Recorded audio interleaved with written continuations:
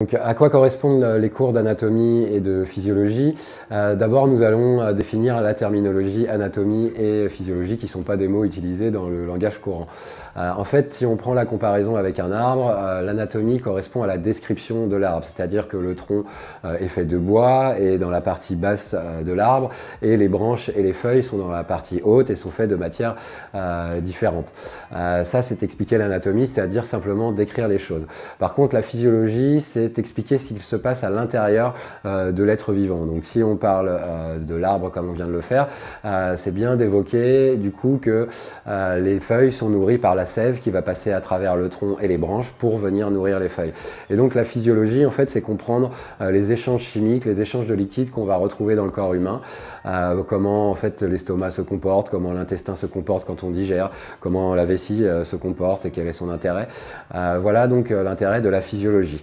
Alors, en 35 heures, nous n'avons que 35 heures pour parler d'anatomie et de physiologie, donc il est bien clair que c'est de la culture générale sur ces deux matières que sont l'anatomie et la physiologie. Le but n'est pas de faire de vous des médecins, des ostéopathes, des kinés, mais de vous donner une culture générale qui vous permet en fait de comprendre le corps humain du patient et puis de savoir quand vous allez palper, faire des massages, aussi de connaître les structures anatomiques qui sont dessous. Alors d'abord de les connaître intellectuellement et puis après de les connaître palpatoirement, et c'est pour ça que nous avons créé un séminaire de 2 jours qui est le séminaire d'anatomie palpatoire.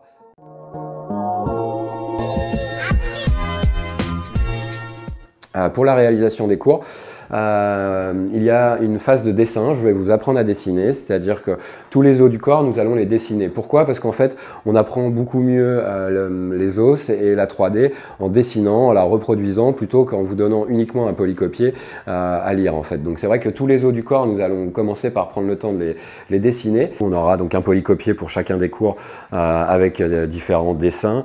On a aussi la présence des squelettes. On a 2 squelettes, enfin on a un squelette entier ici et là juste une colonne vertébrale. On les appelle Oscar tout bêtement parce que les 2 premières lettres de Oscar sont os, et donc ça va nous permettre de comprendre comment est fait l'os en 3D, permettre aux élèves de palper l'os. Alors évidemment c'est du plastique, mais dans la forme de pouvoir voir quelle est complètement la forme de l'os dans les 3 plans de l'espace. Et puis nous avons donc des écorchés.